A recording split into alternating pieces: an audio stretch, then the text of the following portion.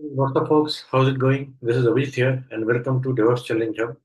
So let's start with today's interview question. And today's interview question is: during an audit, you need to prove who accessed sensitive payroll data stored in S3 bucket. Which CloudTrail feature should you enable?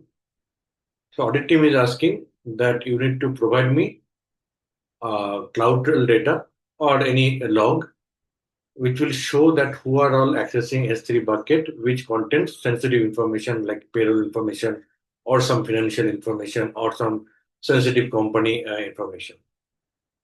Okay. So which CloudTrail feature should we enable? So we know that CloudTrail, there are two different types of events, management event and data events. Management events is you create the S3 bucket, that is a management event, or any configuration, right? Rules, policies, they are one-time event. So they are like management event. But data events like where you are accessing the data, downloading it, uploading the files, right? And this you will do multiple times. Like once you create the bucket, maybe 1,000 times some different files will be uploaded.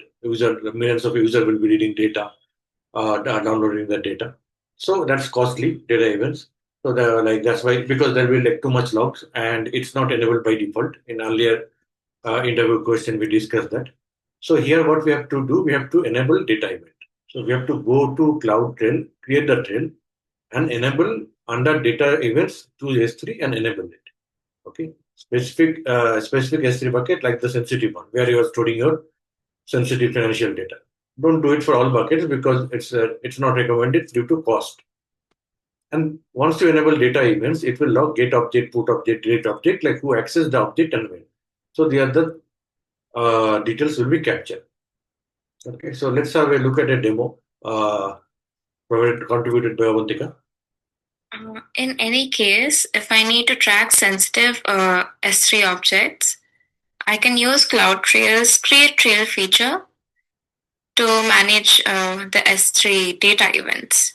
Now I'll create the trail and I'll give a trail name.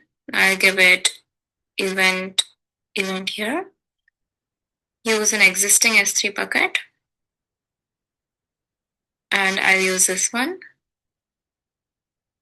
Enter a KMS alias and also enable CloudWatch, which is optional.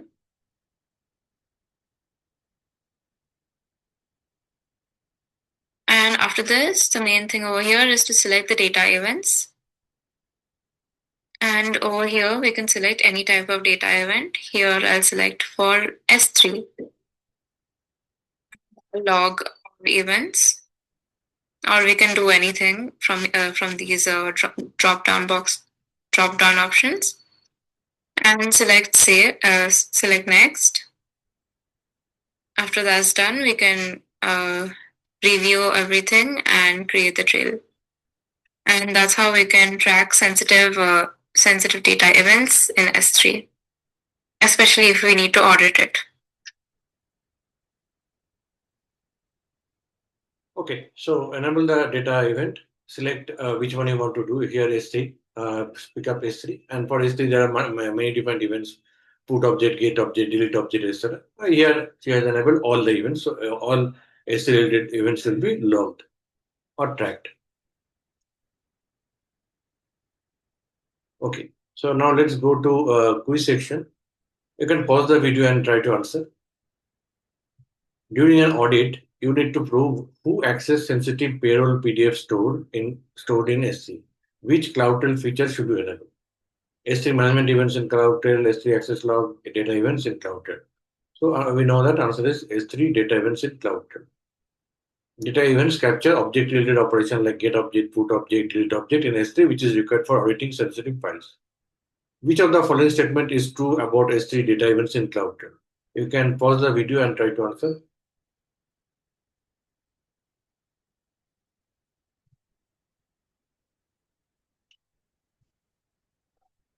So they capture object level activities such as get object and put object. They are not they are enabled by default. That's not true. They are like bucket level activities like create, delete bucket. No, they capture object level activities like get object, put object. So they are the activities are captured. So get object, put object. The capture object level activities such as get object and put object. So data events are not enabled by default, it must be turned on. Management events capture bucket level operations, not the data event. So creation of the bucket and deletion of the bucket. By default, it will be captured. Like if someone deletes the bucket or delete the bucket, it will by default capture. But if we want to capture the data, like who is trying to access that sensitive data, stock market data, financial data, that data should not be accessed. So for auditing purposes, you can. So for that, you have to enable this data events, and since it's expensive, so you will be enabling only for one particular bucket or where you are storing the sensitive information. So that's it for today. Hope you like this video. Please like, share, and subscribe to my YouTube channel, and also follow my LinkedIn page, DevOps Challenge Jump. I post quiz contests daily. You can participate in that, and you can follow my WhatsApp communities where I post daily jobs and interview tips and career tips, DevOps related career tips. So please, you will get the link below down below the YouTube video, and your mobile number will be private because other members will be able to see your number. So that way, your mobile number is private and safe. So thank you for watching this video. See you again in the next video.